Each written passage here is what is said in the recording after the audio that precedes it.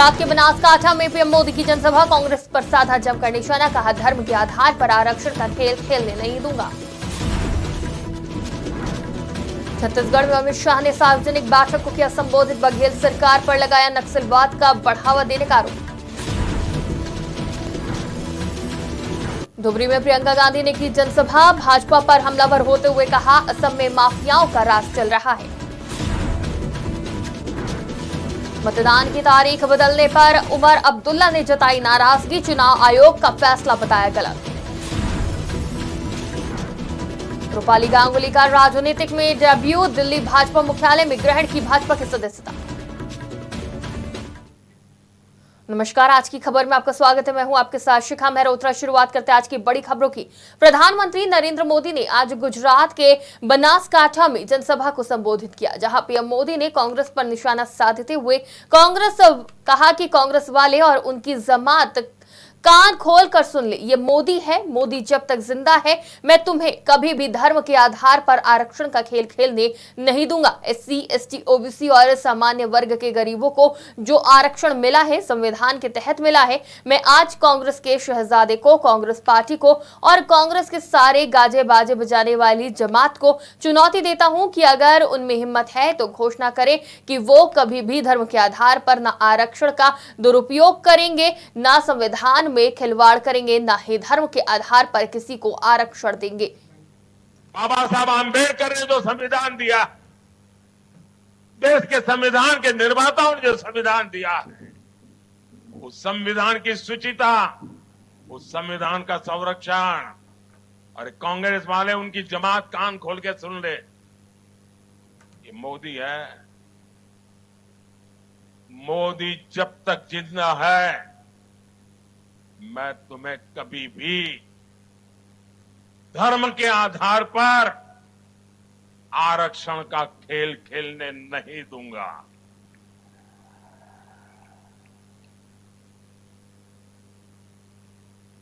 SC, ST, OBC और सामान्य वर्ग के गरीब, उनको जो आरक्षण मिला है, संविधान के तहत मिला है, बाबा साहब आंबेडकर के आशीर्वाद से मिला है, उस पर रत्ती भर भी कोई लूट नहीं सकता है।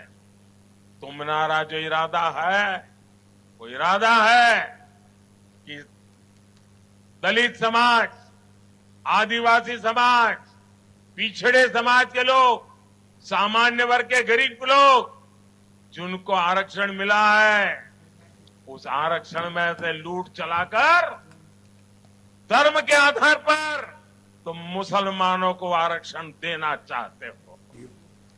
कोरबा में केंद्रीय गृह मंत्री अमित शाह ने एक सार्वजनिक बैठक को संबोधित किया, जहां अमित शाह ने कहा भूपेश बघेल सरकार में नक्सलवाद को बढ़ावा दिया था। जब विष्णुदेव साय के नेतृत्व में हमारी सरकार बनी तो केवल 4 महीने में 95 लोग मारे गए, 350 लोग गिरफ्तार हुए और कई लोगों ने आत्मसमर्पण किया। मैं कहना चाहता हूं कि पीएम मोदी ने 5 साल में बिहार, झारखंड, मध्य प्रदेश से नक्सलवाद खत्म कर दिया है। छत्तीसगढ़ छूट गया था क्योंकि यहाँ भूपेश बघेल की सरकार थी, लेकिन मैं कहना चाहता हूं कि पीएम मोदी को तीसरी बार प्रधानमंत्री बनाओ और हम 2 साल में नक्सलवाद को जड़ से खत्म कर देंगे। भूपेश कक्का की सरकार थी, नक्सलवाद को बढ़ावा देते रहे। विजय बैठा है यहां, हमारे विष्णुदेव जी की सरकार बनी, हमारे उप मुख्यमंत्री, गृह मंत्री विजय जी बैठे, 4 ही महीने में 95 लोगों को ढेर करने का। कांग्रेस की राष्ट्रीय महासचिव प्रियंका गांधी वाड्रा ने असम के धुबरी में जनसभा को संबोधित किया। प्रियंका गांधी ने जनसभा को संबोधित करते हुए कहा असम में माफियाओं का राज चल रहा है। जब आपके सीएम कांग्रेस पार्टी में थे तो उनके खिलाफ गंभीर आरोप थे, बीजेपी में जाते ही उन पर लगे सभी आरोप धुल गए। भाजपा ने एक वॉशिंग मशीन विकसित की है जहां भ्रष्ट लोगों को डालकर साफ कर दिया जाता है। ये चीज सबसे पहले उन्होंने आपके सीएम के साथ किया। असम में माफियाओं का राज चल रहा है। भू माफिया, सुपारी माफिया, बालू माफिया, कोयले का माफिया, हर तरफ देखे तो वसूली और माफिया चल रही है।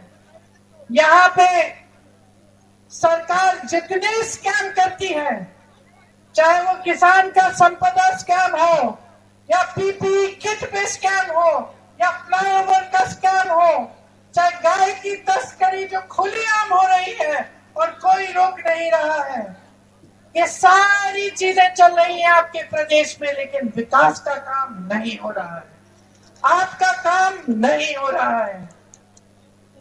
यहाँ के सीएम के खिलाफ बड़े बड़े आरोप थे जब वो कांग्रेस पार्टी में थे,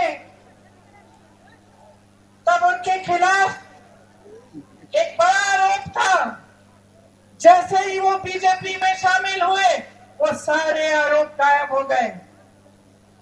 बीजेपी ने एक वॉशिंग मशीन बनाई है, जिसके अंदर जिसको डालो पहले वो भ्रष्ट कहते हैं, जो भ्रष्ट होता है दूसरी पार्टियों से लाके अपनी वॉशिंग मशीन में डाल के साफ कर देते हैं।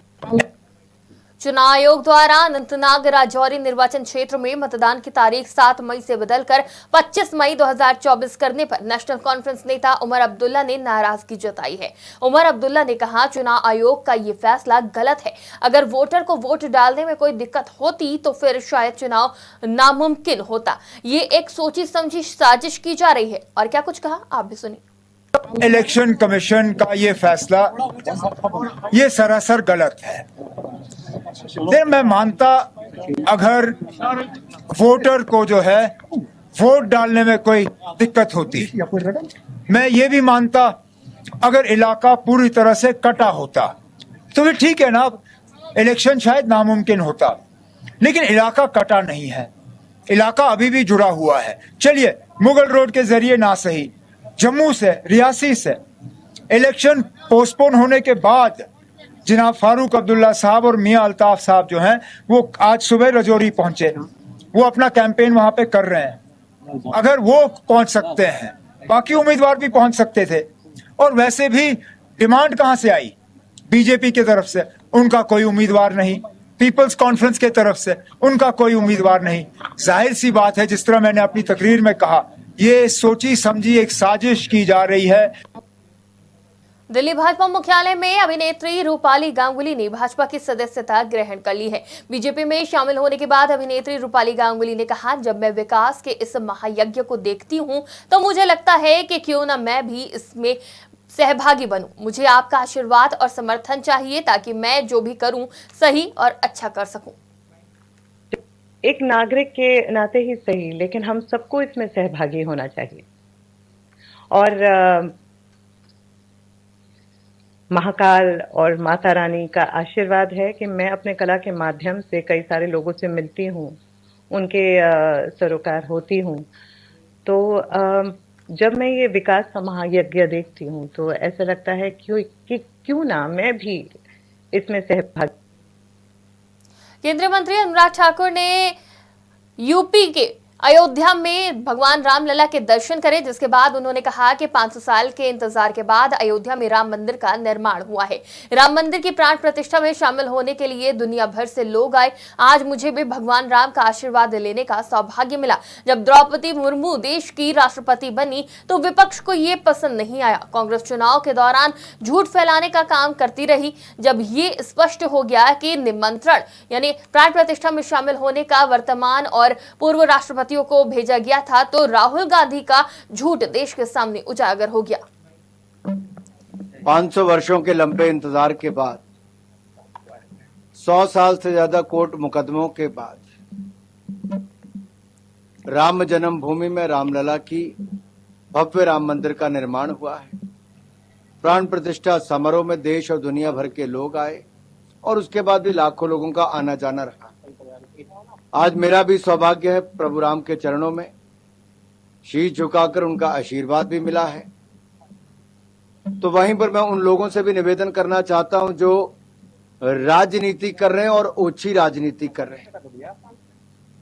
जब से श्रीमती द्रौपदी मुर्मू जी देश की राष्ट्रपति बनी, तब से विपक्ष के लोगों को अच्छा नहीं लगा, क्योंकि पहले मोदी जी ने एक अनुसूचित जाति समुदाय से आने वाले, गरीब परिवार से आने वाले रामनाथ कोविंद जी को देश का राष्ट्रपति बनाया। फिर उसके बाद श्रीमती द्रौपदी मुर्मू जी ट्राइबल क्षेत्र से आने वाली अनुसूचित जनजाति वर्ग की महिला, अपने काबिलियत के आधार पे वो भी यहाँ पे पहुंची,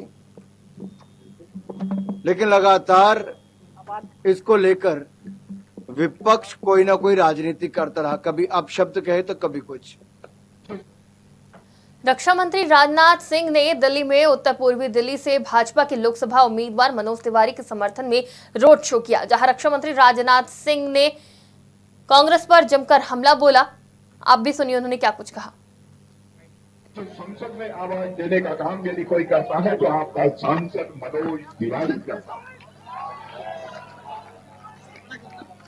और मेरे बहनों भाइयों, इस समय हमारा भारत हमारे प्रधानमंत्री मोदी जी के नेतृत्व में एक नई सोच के साथ आगे बढ़ रहा है और प्रत्यक्ष हम लोग सारी दुनिया यह देख रही है कि भारत अब पहले का भारत नहीं रहा है, बल्कि भारत अब दुनिया का एक ताकतवर देश बन गया। अमेठी में और रायबरेली में अभी तक कांग्रेस ने कोई प्रत्याशी घोषित नहीं किया है। अगर रायबरेली की बात करें तो यहां प्रियंका गांधी के नाम की चर्चा जोरों पर है, लेकिन 5वें चरण के मतदान के लिए नामांकन के लिए अब 2 ही दिन बचे हैं। ऐसे में लोग अब भी असमंजस की स्थिति में है कि आखिर कांग्रेस की तरफ से कौन सा प्रत्याशी रायबरेली सीट पर चुनाव लड़ेगा या नहीं लड़ेगा। इस बीच रायबरेली गांव के लोगों ने आज गांव के बाहर एक बैनर लगा दिया, उसमें लिखा है कि प्रियंका नहीं तो वोट नहीं। गांव के लोगों ने कहा कि अगर प्रियंका गांधी रायबरेली से चुनाव नहीं लड़ती हैं तो हम लोग मतदान का बहिष्कार करेंगे। क्या कहेंगे बताइए। लोग ये चाह रहे हैं कि रायबरेली से अगर प्रियंका गांधी को वोट टिकट नहीं दिया जाता है, सांसदी नहीं लड़ाई जा रही है, तो हम लोग जो है वोट का बहिष्कार करें। गांव से ही नहीं पूरे जिले से ही लगभग सारे लोगों की उम्मीदें प्रियंका गांधी के ऊपर टिकी हुई है, क्योंकि एक ऐसी नेता हैं वो जिनके अंदर इंदिरा जी की छवि दिखाई देती है। और प्रियंका जी अगर चुनाव लड़ेंगी तो अच्छी वोटों से लीड देंगी और विजय भी होंगी रायबरेली से, और एक अच्छी मजबूती मिलेगी कांग्रेस को सांसद के रूप में। और हमारे देश में जो आज जिस तरह से बेरोजगारियां भी फैली हुई हैं, उम्मीद है कि कांग्रेस की सरकार में इतना कभी नहीं रहा है, सब रोजगार पाते थे। और मैं भी कांग्रेस पार्टी के भी बड़े हाईकमान नेताओं से भी यही कहना चाहूँगा कि प्रियंका गांधी को रायबरेली से टिकट दिया जाए और वो हमारी रायबरेली की सांसद बने। आज की बड़ी खबरों में फिलहाल इतना ही। देश और दुनिया की तमाम खबरों के लिए देखते रहिए आज की खबर।